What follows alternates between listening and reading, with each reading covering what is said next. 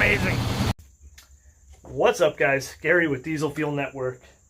Today I am going to show how I created the custom rev limiter for this thing using just a basic relay and an old autometer tachometer. So that is a old school shift light tach. Normally it would have the big yellow shift light cannon on the side there, and that's an adjustable shift light. And basically what I'm going to show you is how to hook this setup to a magneto ignition or small engine lawnmower engine, all of which pretty much have magneto ignition with the exception of a few. And the shift light signal is going to trigger a relay, and wait till you hear it. It is a genuine, true rev limiter. Now I also am going to hook up the tach to a separate switch. Partially because this tach I noticed when hooked up to the battery at all times, since it powers up and moves the needle when it powers up, I think it drains power. But we'll also be able to use that as sort of like a two-step. If we set the rev limiter a little bit lower, we can have that kind of as a two-step, then flick it off. Also speed mode. If I'm ripping it down the road and I have my mechanical sympathy is holding me back at 4,500 RPM, well, we could just let her rip. So yeah, let's take a look at how this is done.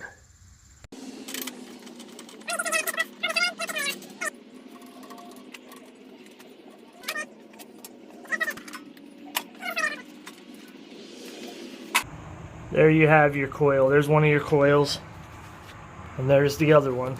And you can see that small wire there. There's a little spade connector, and that's original wire there that's on your engine from the factory. At least on a V-twin, this is how this is set up. That wire goes over to this side, and then they both connect. Basically, they wire into each other, they splice into each other, and then that wire will come off, and normally that just goes into your harness. We have that little wire, and you don't have to worry about the other one because they both wire into each other. So you just have to worry about where they both come out. And that is where you're going to splice in your tach signal. The green wire, now every tach, and again, let me discuss what this tach is. So you might call this like a Fast and Furious tach. It's an autometer shift light tach, auto gauge. This is the cheapest one they made back in the day. I think you can actually still buy these new, although I think now they have a LED shift light, so it might not even be, it might not work, I don't know. But you can find these on eBay. I got this one a few months back for about 40 bucks on eBay, used. And that's about the price that I would spend on one. Like, don't spend more than, like, if you were going to buy one used on eBay, 40, 50 bucks. I just wanted to clarify really quick, since I didn't say it, is that as far as I can figure out, this can only be done with an older tachometer that has an incandescent shift light. The newer stuff, like you can buy a LED shift light off of Amazon, adjustable shift light standalone unit, but it's LED. It has a circuit board with the LED going to it, and I don't believe it's a 12 volt. I believe it's only like a 5 volt signal. A friend of mine tried this with one of those shift lights and could not get it to work. I have one on standby, and I am going to, in the near future, try to make one work and see what the deal is with it.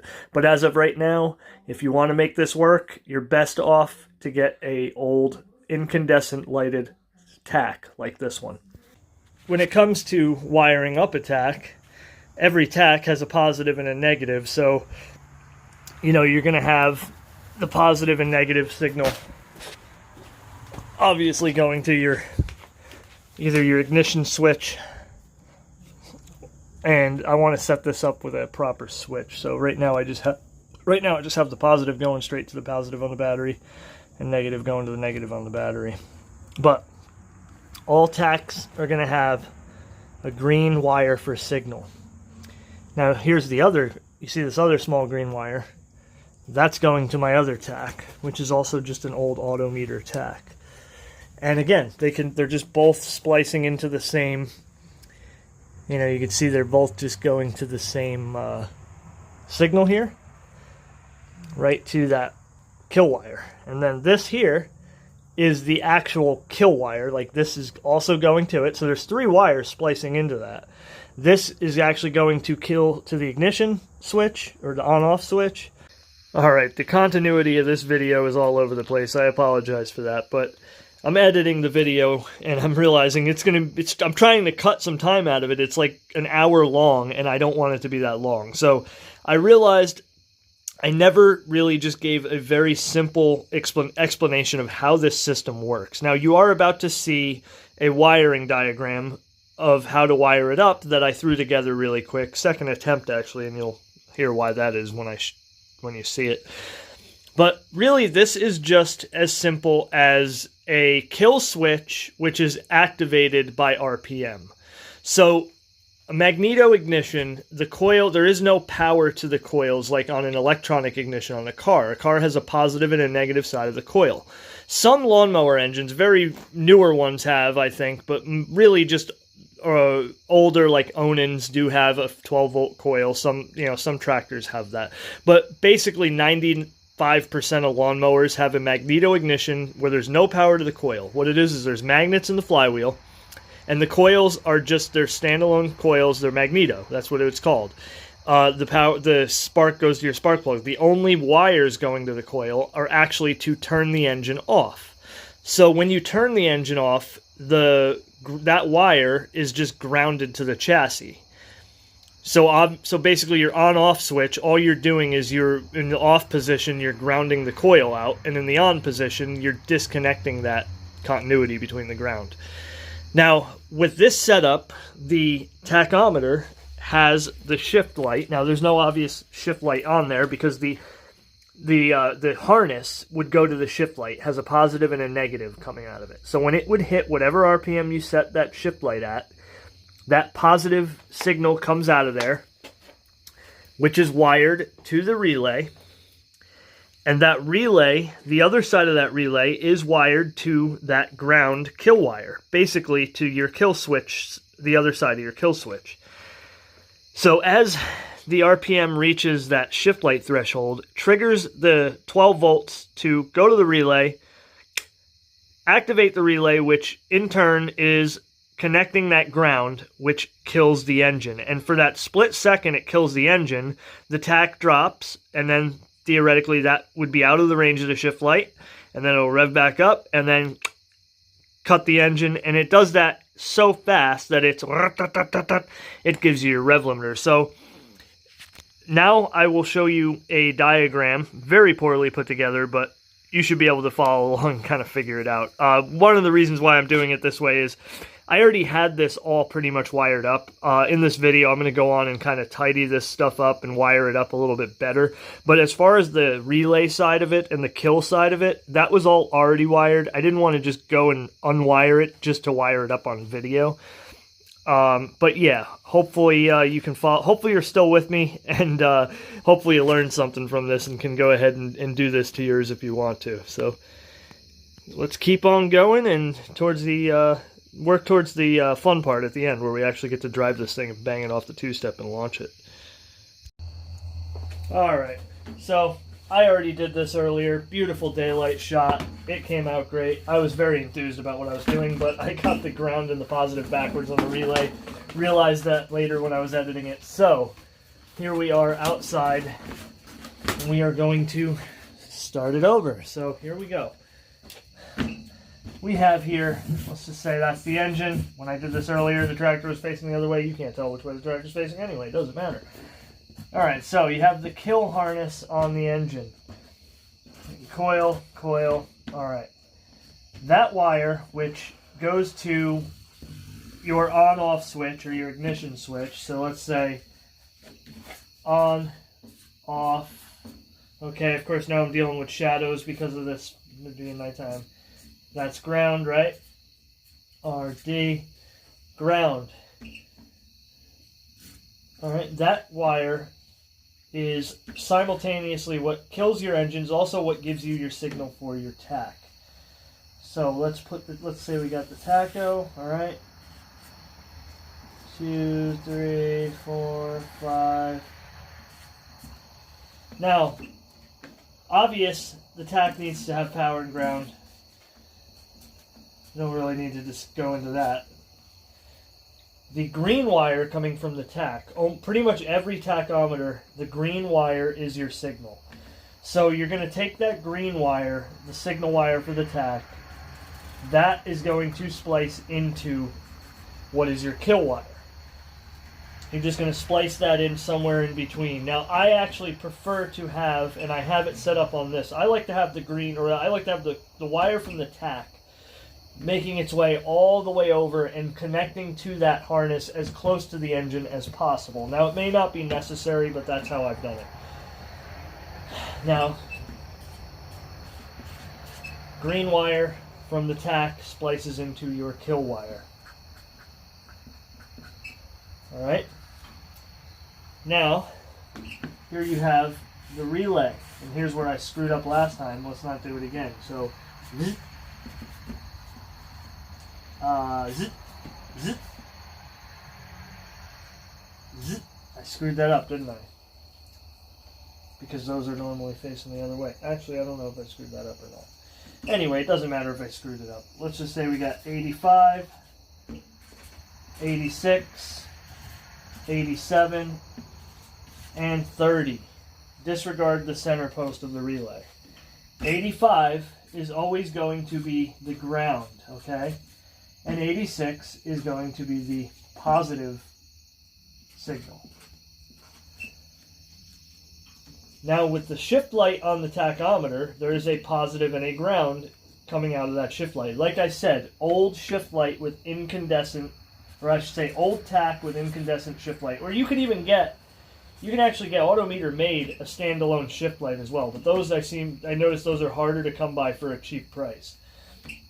So on your shift light, your ground signal is going to go to your 85. And your positive is going to go to your 87, okay? Those are, you could theoretically probably wire them backwards, but a relay has a diode, an anti-reversing diode, which is why the 85 is always the ground. So earlier when I did this, I messed up and said 86 was the ground, even though I previously knew that. I'm an idiot. So there you go. Now, what this does is just switch. The relay switches. When these two connect, it switches these two together. These kind of don't matter as much, but let's just say 30 is going to go to chassis ground. And your 87 is going to come down and splice on in to your kill wire. Same wire you're getting your tach signal from. And it's pretty much that simple. And this diagram sucks compared to the other one I did, but basically, like I said, your ground from your shift light go to your 85 on your relay. Your positive from your shift light goes to your 86 on your relay. 30 to a ground, 87 to your kill harness on your engine. Now when you set your shift light, whatever that hits at, it's going to close that relay at that RPM, and then whoop, up, up, up, there you have it. That was a lot quicker for some reason than when I did it earlier, but the diagram looks like crap compared to them, so hopefully that is understandable. I definitely did a crappy job on that diagram. Why do I feel like I missed something? Yeah, I think we got it. I think that is it. Now with this tach here, like I said, I want it to be on a switch. So the positive, I'm going to go right to that again, to that side of the solenoid, which is basically how a lot of cars, like older cars, like my Mustang, everything pretty much went. The solenoid basically also acted as a junction. So that's what that's going to be. It'll just be a junction for the positive going to there. The negative, I'm going to run to the switch. So it'll be switched on the negative side. Now what I've just been staring at this, trying to figure out where I'm going to put the switch. I was thinking maybe on that side, but I really don't want to put it on that side. I don't think it would look right. I kind of like how clean it looks with just the 4 switches here. And I also consider maybe in the future putting like an oil pressure gauge or something over there. But more basically an oil pressure gauge I want to put over there. So I decided best spot for it would be right here.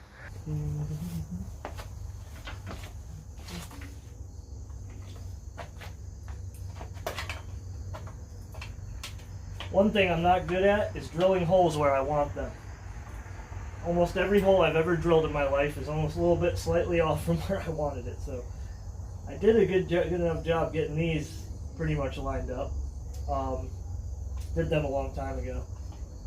So use the tools I got here and try to get this other switch lined up the best I can. That looks about right. I have this other little switch thing that I'm just going to use that to actually mark it. Could just do it by eye. I like doing things by eye more than anything. Look at that. I can already tell it's too close. But again, do it by eye. Because the eyeball never lies. Actually, sometimes it lies. But if it's lying to you, it's right. It doesn't matter what the true numbers are. It matters what you see. And what do I see? I see a switch that's still too close to the other two switches.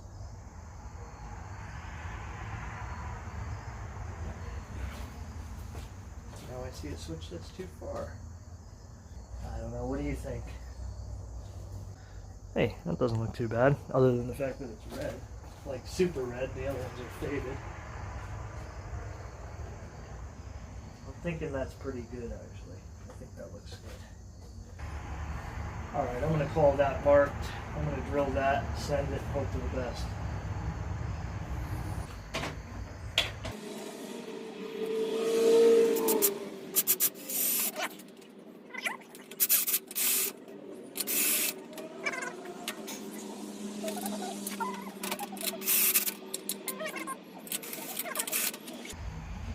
Alright, now, you know what I just realized? I don't have the hardware. No, I got some other switches though I got hardware with.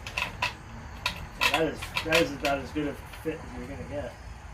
Screws into place actually. There we go. Alright, we'll get that tightened up and we'll move on to wiring that up. Over tighten it. Oh yeah. And that's the headlights. So, I don't know, like I said, I might feel like I'm a couple millimeters too close. My eyeballs lied to me, but I don't want to go too crazy going to the edge. It wouldn't have looked right there either. But that's not bad. That looks alright. That's good. Like I said, I might get rid of these altogether, the flippers. I like them. I actually love them. I love using them. They're not necessarily a proper fit to the aesthetic of the vehicle. So, you know, let me know what you think about those. Now, we'll wire the ground side of this Tach up to that.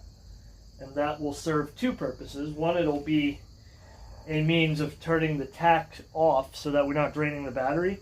But we'll also be able to use it as like a two-step control. So we can set the Tach at a lower RPM, or whatever RPM we want, and then have this on for that Tach only, and whop, up, up, up, up, and then take off, whop, lock that down, and whop. Now, of course, then you're not going to have a top end. There won't be a top end rev limiter if we do that, but that'll just be something we can play around with. Yeah, I definitely think I went a little bit on the close side with that, but that's all right. I mean, that looks okay at a glance, I think. Yeah, I'm good with that. I mean, I have to be. I just drilled the hole and now it's on there, so if I'm not good with it, well, then I guess we're kind of over with, right? What do you think? I think it works. I think it's too red. It's way too new. So that's ignition on off, and that'll be the Tach for the rev limiter Tach on off. And again, this is the headlights, and they're actually wired up. The headlights are Wired up nicely here to the fuse. 15 amp fuse for the headlight. There's a 25 amp fuse for the start. Forgive me for the lighting, it's kind of dark. But the headlights themselves are both not working. They were filled with water, so I need to replace those. And those are like sealed beam tractor lights that you can get from Tractor Supply, and you can order them online as well. But they're just stupid expensive for what they are. I want to say they're like 25 bucks a piece or something like that. Maybe even more now. So yeah, back to what we were doing. We're going to get the ground of this tach wired to that switch. Basically, we'll go, one side of the ground will go to the switch from the tach, and the other side will go up to the chassis ground up here where everything else is chassis grounded. This support broke off. That's why there's only one. The other one broke off. This actually broke off last time I drove it, I guess. Probably when I was kind of going down the hill over there. Might have even happened when the wheel fell off because the chassis twisted quite a bit, I'm sure, when that happened. But anyway, that's not a big deal. We'll get that fixed in the future. It's not just to support it, but it's, as you can see, also to run the wires up and out of the way. But yeah, that will take care of it at a later date. Yeah.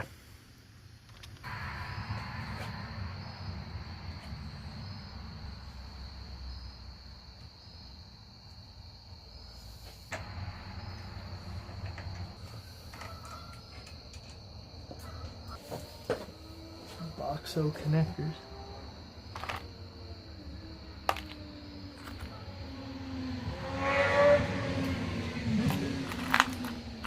Good sounding machine.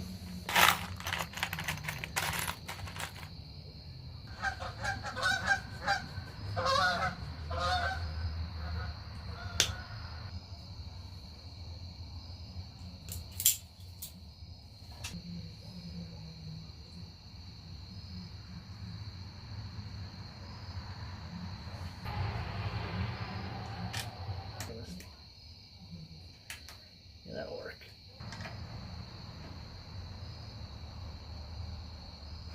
Be on there. Perfect.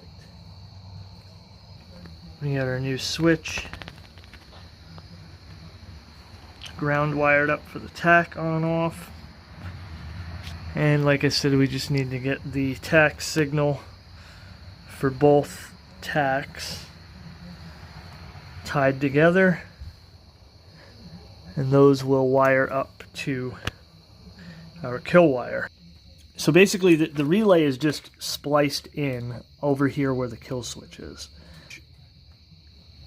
One wire is, can I figure out which one it is? Okay, so this wire here is coming out and going, that white wire is going right up to the chassis ground. The lower side of the switch is going to this green wire all the way out to the engine, to the coils. So with the switch on, that wire is not being grounded to here. When you turn this switch off, now the coils are being grounded, it shuts the engine off. Simultaneously, those relay wires are also wired in right there. So even with the switch in the on position, it basically bypasses the switch, but the relay itself is happening separate of the switch and cutting the ignition. I have two wires splicing into my kill harness. You know, the kill harness is the two coils are connected, and then one wire normally just comes out and goes to your ignition switch. But in this case, I have one wire coming out and going to the ignition switch, and one wire coming out and going to the tach signal. And again, the one that goes to the ignition switch is also what is going to the rev-limiter tach, or the rev-limiter relay. I don't think I could have been any more dull and boring in the way that I just explained this. Hopefully you're with me, hopefully you're still here, and hopefully you now know how to hook a rev-limiter and a tach up to a small engine. Of course you're out of focus because you're looking at the exhaust, or maybe you're looking at me and the exhaust is out of focus. Locust focus, hippity hocus. Hocus pocus, witches of Eastwick. So we got the switch right here. Watch the tach when I flip it on. There we go. And that's the rev limit set right there. So I messed with it. I'm not going to adjust it right now. You turn that knob right there, and it'll just move the tach needle, and that's how you know where your that's how you know where the shift light would be set, which in this case is the rev limiter. Reason I'm not going to move it, I have it set right where I want, and this switch is finicky. So because this is a very old, like probably well over 20-year-old tach, the little potentiometer in there, the switch kind of gets wonky, and the thing is like jumps all over the place. So I did just take it and I went back and forth really fast to the range. That seemed to help. That seemed to make it work a lot better. But now that I got it set right where I wanted, I don't want to mess with it again. I will be messing with it, of course, again at some point, because I'm going to end up going to 5,000 RPM with it when I do a speed run. And I'm also probably going to drop it to like 3, maybe even a little bit, I don't know, somewhere maybe 3 or 2,500 just to try like two-stepping it and launching it. Because now that we got the switch on there, you know, theoretically we could sit there, whop, pop, pop, pop, pop, pop, and then turn the limiter off. Take off and then turn the limiter off. Because obviously if we have it at like say 3,000 or 2,800, I've done it before. I've set it down to like maybe like 3,500, and when I did it, I got up on the rev limiter, took off, and then it was like immediately on the rev limiter as I was taking off. But yeah, I'm pretty happy with that. So tach on and off, beautiful, and everything is basically ready to go. Theoretically I could fire it up right now. Oh no, I couldn't, because I don't have the gas tank on there again. And I can't really drive it yet right now because these wheels, as you can see from when the wheel fell off, those are just slid on there. There's no way to hold them on. So yeah, we'll mess with it tomorrow. I know it's supposed to rain tomorrow, so hopefully I can get some work. Hopefully I can get it like at least started up and bounce it off the limiter, and yeah, see how she is. Obviously it's already been done, just to cap off the video. I'm loving it. Ba-da-ba-ba-ba. Alright, so you'll have to forgive the ridiculous amount of zip ties. A lot of those are just old zip ties that were on there from before. A future project will be making a proper gas tank mount, and I think I'm going to end up using that gas tank and doing a whole different thing back here. So don't worry about this for now. Another thing is, keep in mind, there's nothing holding the wheels on. Like the hubs are actually just floating on there. There's nothing to keep them on because when the axle bolts broke. I think I might try to two-step it and launch it in the driveway. Hopefully they don't fall off. I don't know. But we yeah, she's looking pretty tidy now. You know, before there was a whole bunch of wires just kind of hanging out right there, and now we're looking pretty decent. I mean, of course, back up in the dashboard area is kind of ugly, but once the hood's on there, you won't even know that's there. So let's crank her on up and see what we got. I mean, we already know what we got because maybe even in the older videos you might have heard it banging off limiter, but I never did a proper just limiter bash session in any of the YouTube videos, at least. So let's crank it up. I think I'm just gonna drop that down for right now. You can see it's kind of jumpy. That's the switch, this little like switch here. It goes they kind of go wonky after a while. So let's say, what is that, about 3,600, which is about stock. We'll set it there just so we're not really beating on the engine when we're trying to hit rev limiter. All right, so I'll turn the tach on, ignition on, choke. Hopefully it's got power.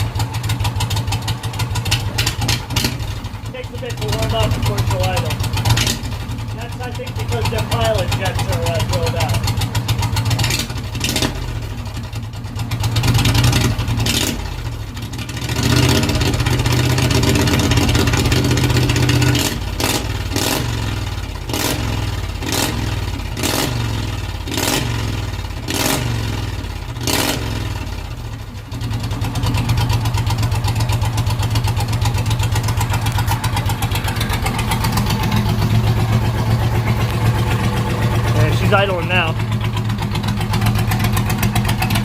She might conk out. Might have to give her a little bit. See, she kind of loads up. Once it's warmed up though, it'll sit there and idle all day long.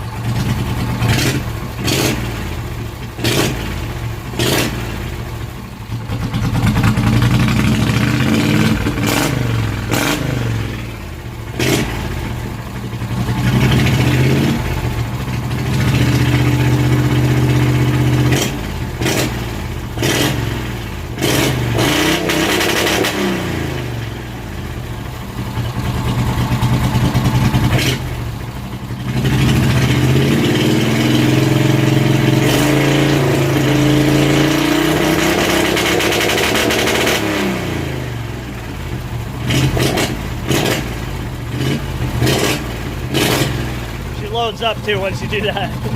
Gonna get her cleared out. There she is. Man, it sounds amazing. Let's see what it sounds like from back here. Hopefully it doesn't conk out the microphone. Put this out here.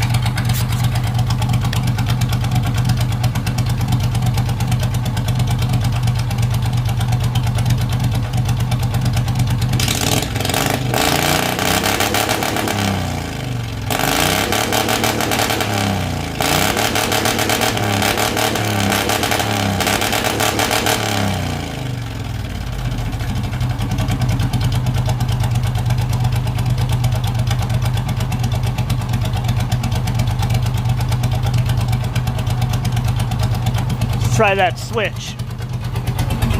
See if we can do what I think I want to do, which, well, the whole reason part of the reason I put it there is to see if it would be like a two-step. So bang it off the limiter and then turn the switch off.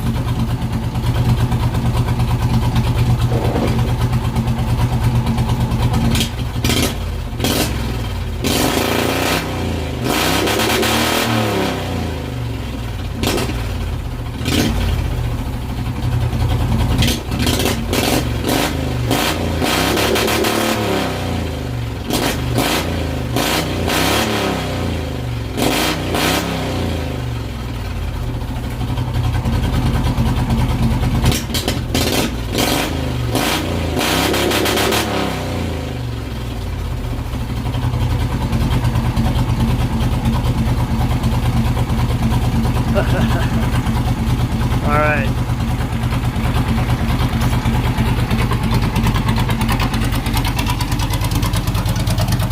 Now let's take it out in the driveway and try two-step launching it. Hope the wheels don't fall off.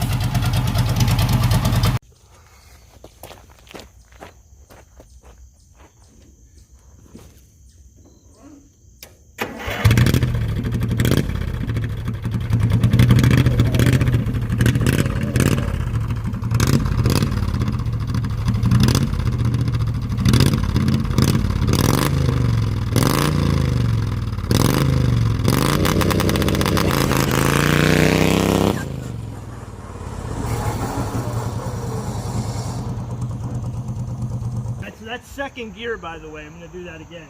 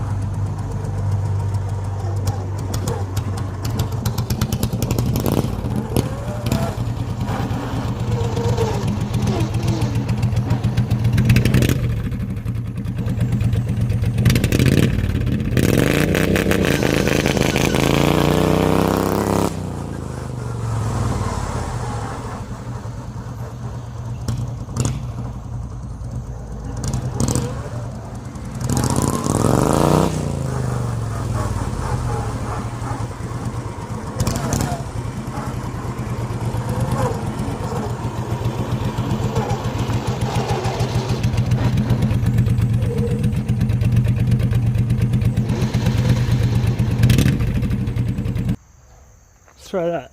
See how that looks. Keep it up. I'm going to run out of battery power. I'm not giving it much time to charge here.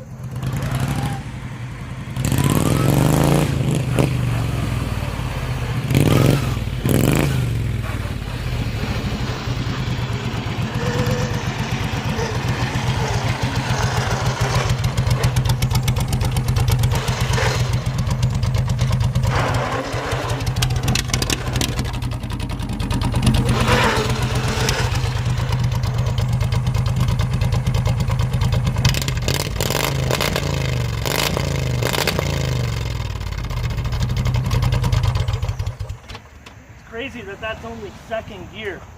It freaking rips so hard and fast. I can't believe I'm actually really happy the axles or the hubs aren't falling off, because they're just stuck on there. They're not held on there with anything to hold them on there. So yeah, let's try an angle from the front and see how it looks.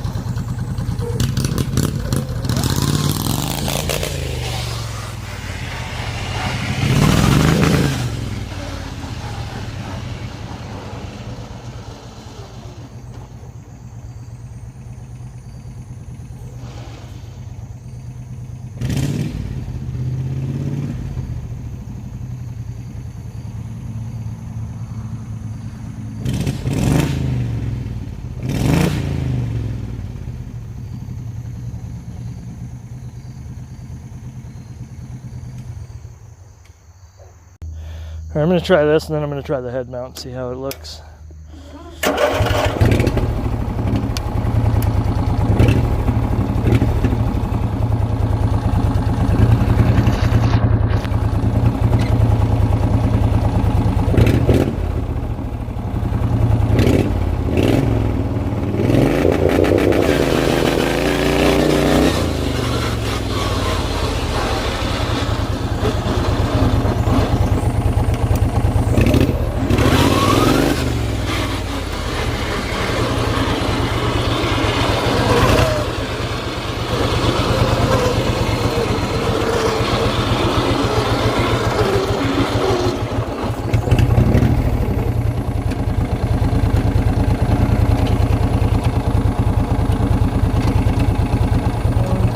Second gear.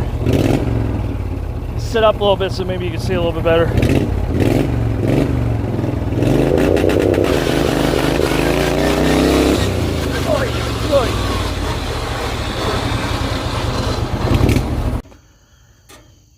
All right, let's try that again. better position. Alright, so check it out. No rev limiter on. Now two-step action. Alright. Second gear.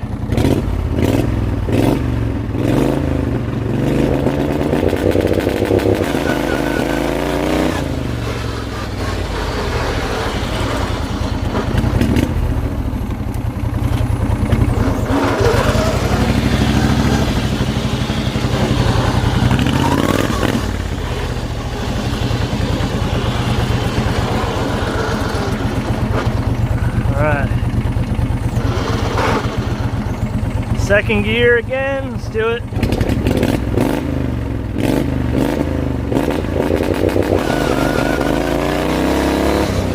Oh my God.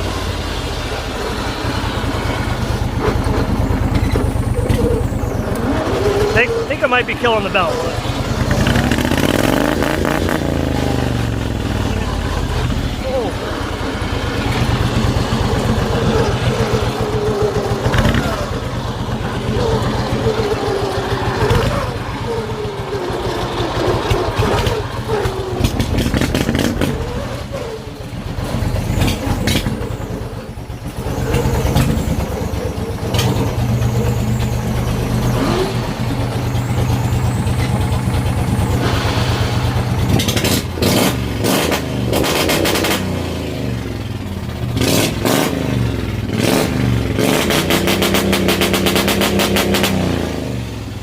Sounds amazing.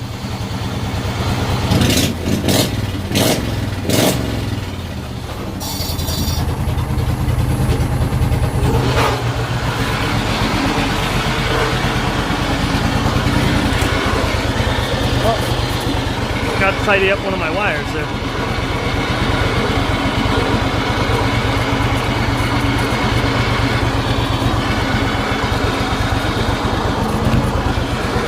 And that transmission sounds horrible.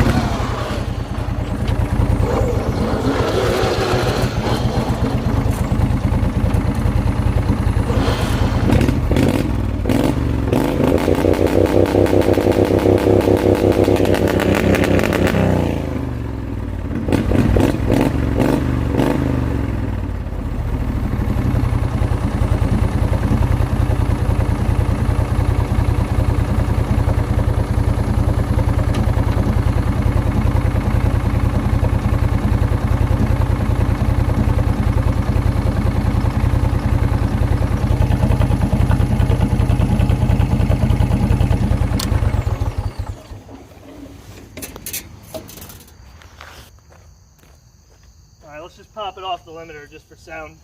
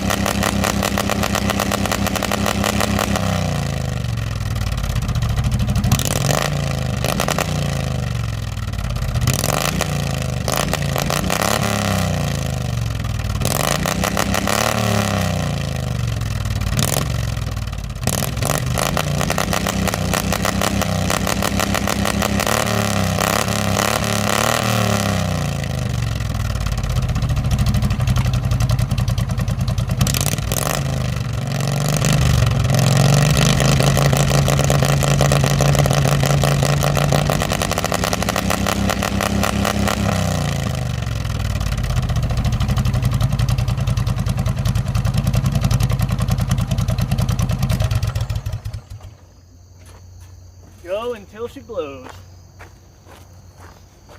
Ooh, she puts off a nice smell.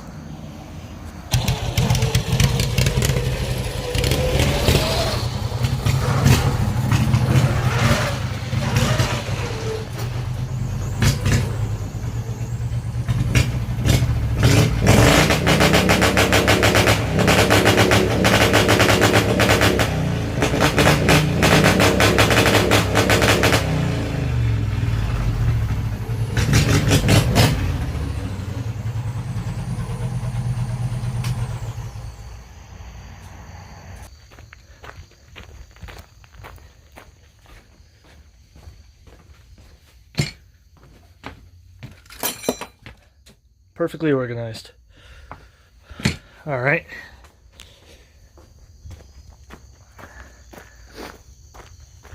All right, guys. Well, hopefully you enjoyed that. Hopefully there was some entertainment. Maybe you learned something. All I know is I had a lot of fun. So hope you'll join me for the next one. Thank you for subscribing. Hit that like button. Do all the stupid stuff that everybody says to do, because that's kind of how YouTube works, right? What do we got? Subaru.